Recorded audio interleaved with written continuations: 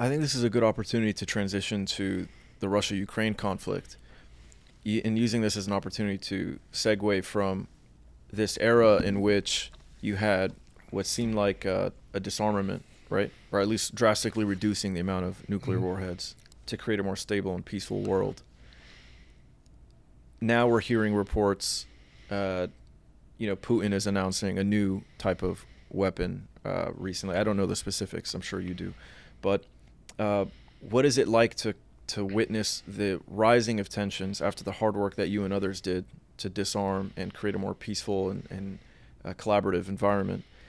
What is it like witnessing that transition to a more, what seems like unstable, highly tense, dangerous world in which there are new weapons being introduced? And now there was this, it was probably mostly propaganda, but they're talking about Putin wants to put nuclear weapons in space. Just the conversations about nuclear weapons returning, to the news. What is that like for you to witness? No, it's it's very depressing because as I said, we did something that was remarkable, what we accomplished with the INF Treaty. And it was based upon mutual respect, reciprocity. There was no superior side. The Soviets were our equals in this treaty, and we treated them as equals, and they treated us as equals, and that's why it worked. Then the Cold War ended, the Soviet Union collapsed. And what happened is we lost respect for Russia. Russia went from being the Soviet Union to being this failed nation state that is begging for help. And Russia was willing to do things, to make compromises in arms control to save money, to cut costs. And we took advantage of that to use the arms control process to gain a unilateral advantage, strategic advantage over Russia, qualitatively, et cetera. And the Russians were okay with that as long as we maintained the basic framework of arms control. One of the foundational elements of that is the Anti-Ballistic Missile Treaty, which was signed in 1972, that basically said neither side will have meaningful anti-ballistic missile capabilities so that everybody knows that if we do go to war, we all die, mutually assured destruction. And George W. Bush came in and said, I don't like that. We're America. We're the superpower. And I don't like mutually assured destruction. I don't want any Americans to be destroyed. We're going to pull out of the ABM treaty and build a missile defense. And the Russians are saying, don't do that. That's destabilizing. If you do that, you build a missile defense, you're creating a situation where you could attack us first. And if we respond, you can shoot down our missiles.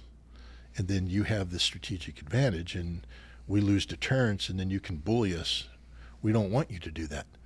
Don't worry, we're not here to pick on you. Meanwhile, while we're saying we're not here to pick on you, we promised them that we wouldn't expand NATO. Not 1 inch eastward, James Baker told Edward Shevardnadze and Mikhail Gorbachev. Meanwhile, while we're pulling out of the ABM treaty, we're expanding NATO right up to Russia's borders. The Russians are going, what are you doing with this NATO expansion? And then we deploy anti-ballistic missile systems in Poland and Romania. And the Russians are saying, what are you doing? Don't worry about it. It's not really, you don't have to worry about it. It's not a threat. And the Russians are going, but that's derived from the Mark 41 Aegis system on a ship, that the canisters not only can fire the SM-3 missile, but they can also fire the Tomahawk cruise missile. So you're putting the ability to launch a land-based cruise missile right next to the Russian border. And we're saying, no, we would never do that. We were lying because we were developing that capability all along. In 2018, Donald Trump pulls out of the INF treaty, ends the INF treaty, and the first thing we do a week after is test a land-based cruise missile from the Mark 41 ashore system that's in Poland, Romania, proving that the Russians were right not to trust us, that we were lying all along. We violated all these treaties to seek this unilateral advantage. In 2007, Putin spoke to the Munich Security Conference and told them, you're destroying everything that made security possible, and you're behaving in a way that makes it difficult for us to trust you. We ignored him. In 2018, he gave a speech where he said, because of what you've done, I have no choice but to build new categories of nuclear weapons that can overcome your missile defense. We asked you not to do this. Are you listening now? We weren't. And now recently he gave a speech where he said, those missiles I said that I was developing, They're developed, they're done, they're deployed. We can kill you. We have the best nuclear weapons in the world. You can't stop them. Your missile defense doesn't work. You know, what are you going to do about that now? We've destabilized. The Russians don't trust us because when the Soviet Union collapsed and Russia was weak, we negotiated in bad faith. America is not a good partner because we only believe in America. We don't believe in mutual reciprocity. We won't believe in respect. We won't respect somebody unless they've earned that respect, and they only earn that respect when they can destroy us. And so Russia's taken the position that in order to get back to arms control, Russia has to be able to destroy America. And Russia can do that right now. They have the best nuclear force in the world, better than anything we have. We can't touch it. We don't even know if ours works. Our nuclear force is so old right now that we're getting ready to modernize it. It's going to cost us over $1.5 trillion to modernize it at a time when budgets are already, strained. We're in a very bad position with this. But the worst part is we behave as if we're still this superpower with unmatched capability. We have a nuclear doctrine that was developed after 9/11 that speaks of nuclear preemption. Basically, it says that any threat that manifests itself in the world of a sufficient quantity, whether or not it's nuclear or weapons of mass destruction, it doesn't matter what the threat is, we have the right to preemptively take that threat out using nuclear weapons. Basically what we're telling the world is we can use nuclear weapons anytime we want to, for any reason we want to. There was a Trump administration official that said, our goal is to have the Russian and Chinese leadership go to bed each night not knowing if America is going to nuke them the next morning. That's insanity. But that's the American posture. So what the Russians have done is say, well, we're not happy with that. So we're going to make sure that no matter what your posture is, we can strike back. Now, the Russian posture for nuclear weapons is if nuclear weapons are used against them first, they will retaliate with overwhelming force. Or if an enemy creates a conventional threat, non-nuclear threat, that threatens the existential survival of Russia, then Russia can respond nuclearly. For instance, in the Ukrainian conflict, right now you have the United States and others talking about the return of Crimea to Ukraine. Crimea is Russia. It belongs to Russia right now. I know the United States and Europe don't agree with that, but Russia calls it Russia. Kherson, Zaporizhia, Donetsk, and Lugansk, 4 new territories. They're part of Russia. Ukraine says they want them back. The United States and Europe say we're going to help you get that back. That means that you have to go to war against Russia. You're threatening the existential survival of Russia. Russia would use nuclear weapons. This is the situation we're in right now, where the president of France says that there's no red lines, that he can send French troops into Ukraine to fight the Russians anytime he wants to. But if he does that, then Russia will destroy those French troops, creating a general conflict between NATO and Russia, which will lead to a nuclear war. Do American people know that right now, if the president of France commits French troops to Ukraine, that they're going to die? Did Congress debate this? Did the president of the United States agree to this? Or are we going to let a French president hold us hostage? And why is Macron doing this? Why is he making this threat? Because Macron's embarrassed. Macron was somebody who, before the Russian invasion of Ukraine, said he didn't want Europe to become a battleground between two superpowers, the United States and Russia. That Europe needs to make sure that the United States doesn't, allow a situation to develop where Europe becomes the battleground. That Europe should be looking at developing its own security interests independent of the United States. But then the Russians went into Ukraine, and the United States was able to bully and cajole not only Paris, not only France, but Germany, Italy, Great Britain into leaning forward supporting Ukraine. They bought into the notion that that this was an issue of existential importance to NATO. If Ukraine fell, NATO would collapse. And Macron bought into that. He's leaning forward. He's providing weapons. He's providing assistance. He's working with the allies to do this. They're leaning way forward, expecting America to be leaning forward with them. And suddenly America pulls back. And Macron's left there alone. And he's embarrassed, humiliated. And so what he's doing is trying to save face.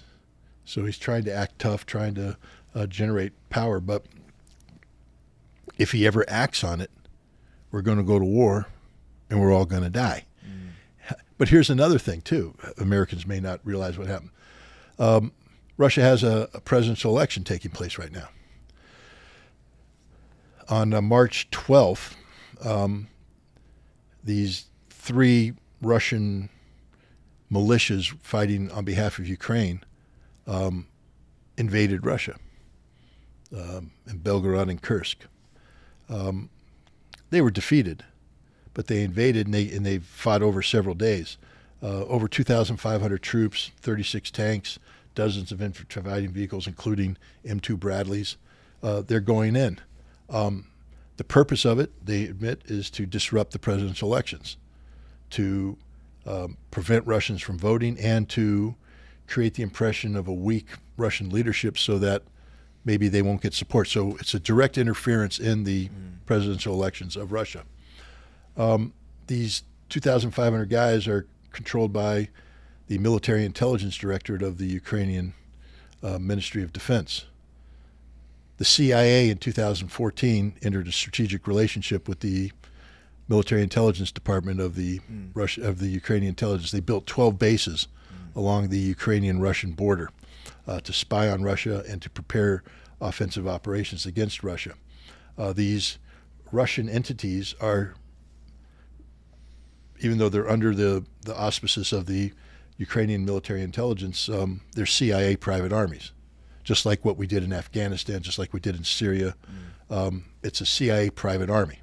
The CIA has built a private army that it is sent into Russia, has invaded Russia to disrupt presidential elections. Now, for the American audience, let's put this in perspective. What if Russia went to Mexico and worked with the Mexican drug cartels and built 12 bases along the U.S.-Mexican border to carry out covert operations on American soil? What if Russia got Mexican Americans, American citizens who are angry at America for whatever reason, come to Mexico, organize into a large strike force, and then told them on the eve of American election, invade America to disrupt the election? Would Americans go, don't worry about it? We say, no, it's an act of war. It's an invasion. We'd be speaking of war with Mexico. We'd be speaking of war with Russia for being involved in that. We would never let that happen. Why do we think it's okay for the CIA to do that today in Russia, knowing that the invasion of Russian soil begins a process where the Russians can talk about an existential threat to their survival that could trigger a nuclear weapons response?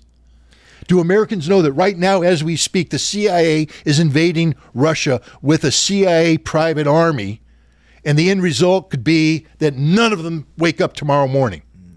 How many Americans are aware of that? No one cares. No one knows. That's where we are today.